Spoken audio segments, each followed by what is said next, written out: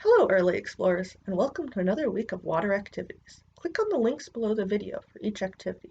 These are designed for kids and adults to work together, and you can adapt them for any ages. So this week, you can make some colorful water artworks like this. You can use either paper towels or coffee filters, and then you will also need some markers and some water.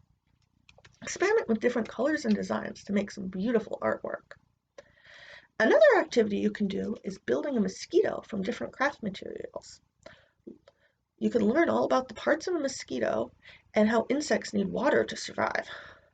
Our sensory activity this week is putting objects in water, seeing if they sink or float. Experiment with putting different objects in water and seeing what happens.